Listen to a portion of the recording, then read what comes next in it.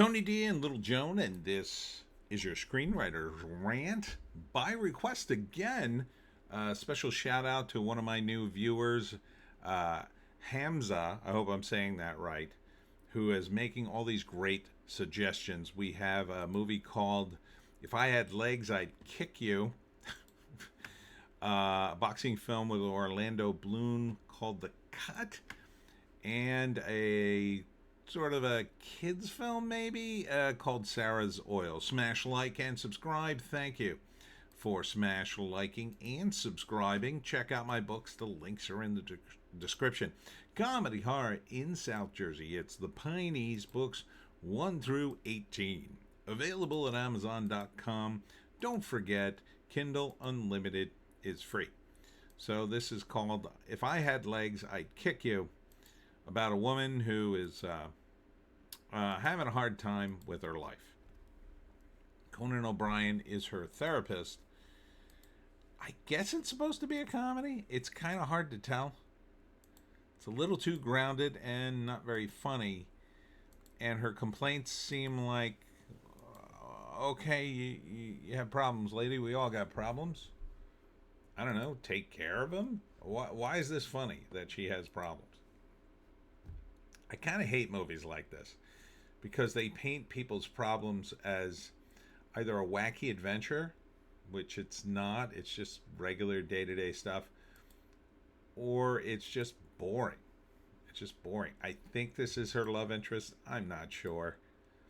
They're so focused on her and her various problems and how, I don't know, her therapist doesn't really help, and it's soul bearing. I don't know how it's soul bearing. Is this a true story? Why is it called "If I Had Legs, I'd Kick You"? Is it supposed to be funny? I can't tell. I hate dramedies. It's like halfway between a comedy and a drama, and succeeds in doing neither for me. So yeah. So this is the movie. She has a kid, and I guess that's her kid. What's up with her kid? Is that a dude? Is that a trans kid? I don't know. It's not really working out for me.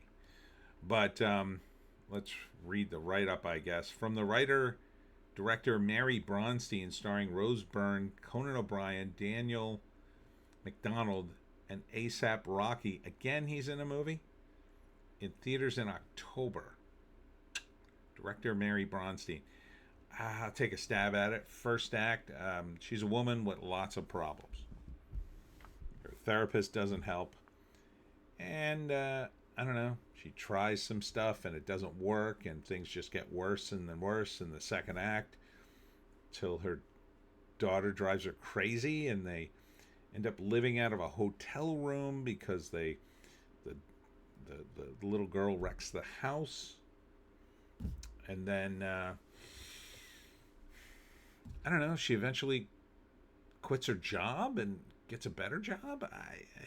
Who cares? I just, honestly, I don't care. I'm not sure what this movie's trying to do. The trailer tells me next to nothing. Next up is The Cut, a boxing movie. And the premise is Orlando Bloom is too heavy for the weight class he's going to fight in. So he needs to drop 26 pounds in 6 days, and John Turturro is going to help him do it. But he's a little sketchy, or a lot sketchy. So they're going to really do some crazy things for him to drop all this weight. I don't know, man. Sounds like a nasty film. Not so much about the boxing, but more about the stuff around boxing. And, I'll say this, Orlando Bloom is in shape. He looks to be in shape for this. In cinemas, September 5th. Solid enough cast, I guess. Directed by Sean Ellis. Written by Justin Bull. Story by Mark Lane. I'm not a huge boxing movie fan. I mean, I kind of like the Rocky films. I mean, I'm Italian. I sort of have to. This looks okay. It looks a little too grim and gritty for me, though. Here they do something super extreme. I'm not sure what. So first act, he's an aging boxer, needs a championship, so he gets the opportunity to do this fight, but only if he drops the weight in time. He takes on an extreme trainer in the form of John Turturro in the second act, who does all sorts of extreme things. At first, it looks like it's working, but then as the deadline looms, it's a lot of weight to lose. He can't lose it. They resort to very strenuous things, drugs, not eating. I don't know, how much weight is that? 26 pounds in 6 days. You have to lose like 4.5 pounds a day. Is that? Am I right on the math on that? 4.5 pounds. It'd be 9 pounds every 2 days times 3. Yeah. So about 4.5 pounds every day. That sounds tough. I don't know. I guess it's doable. If you were as fat as me, you could do it easy. But a guy who's already in shape, I don't know. I do not know. Yeah, I think I would see it, I guess. I just, in general, sports movies, I could sort of take or leave. I mean, if I heard it was good, maybe. I do like the cast. So, a retired boxer returns to the ring for one last shot at the title, but only if he can make the weight. Holed up in a room in Las Vegas, he embarks on an intensive illegal weight cut program with an unscrupulous trainer. Yeah, maybe. Sure, why not? And finally, there's Sarah's Oil, which is based on a true story about a little girl who inherits some land, and God tells her there's oil on it. So she somehow recruits Zachary Levi to dig up the oil or find the oil.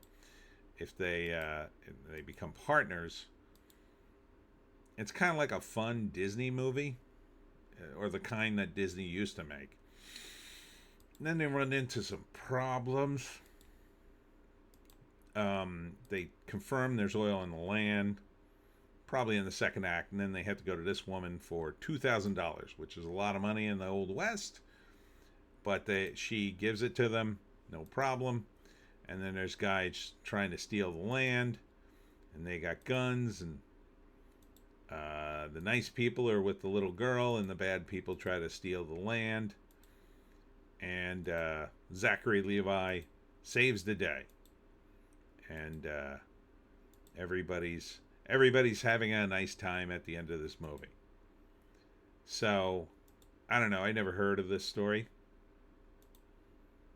I guess she became very rich after that.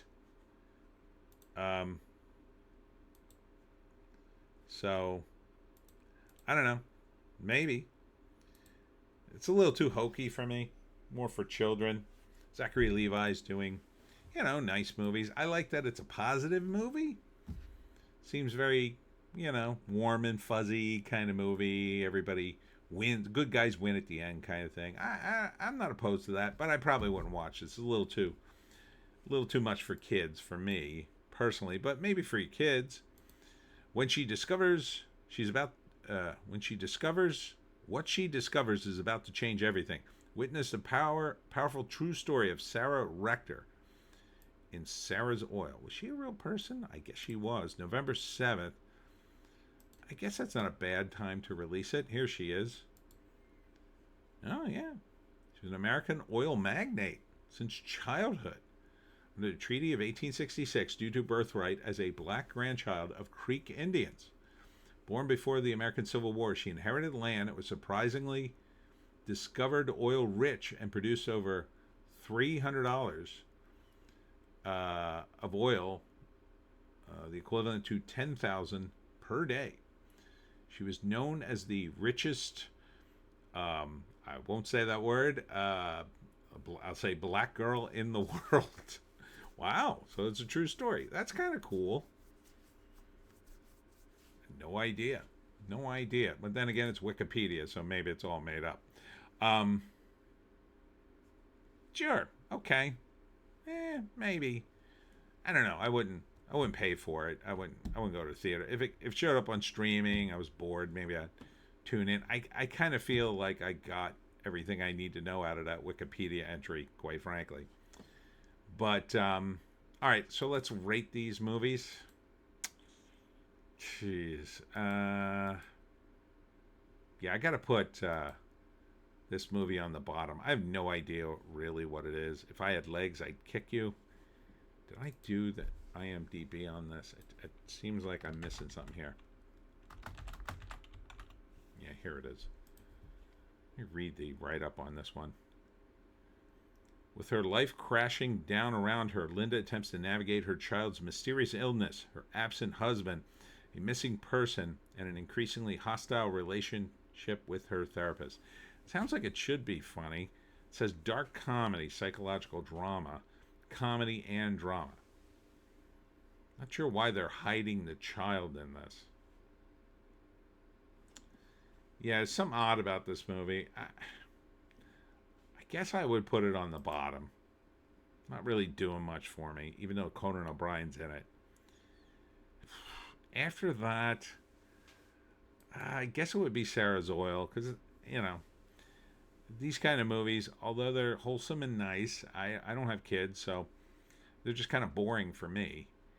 I guess at the top would be The Cut. I'd have about as much interest in all three of these movies as, I mean, The Cut only slightly more, because at least there'll be kind of some cool action in it, I guess. Maybe I'll learn something about the boxing and the drugs they use or whatever. Not that I would use it, but you know, you learn something. It's kind of an okay movie. Anyhow, that's it for me, Tony D, and Little Joan somewhere behind me. I gotta continue posting stuff on the other channels. Speaking of the other channels, the green site, the orange site, and the black site. If you're not signed up there, you gotta be. I know I'm just about to finally hit 4,000 subscribers on YouTube, but YouTube is changing, and I don't think for the better. I don't know how long I'll be here. I don't know how long my channel will even be. People tell me all the time they're unsubscribed. You know, I don't show up in the algorithm very often.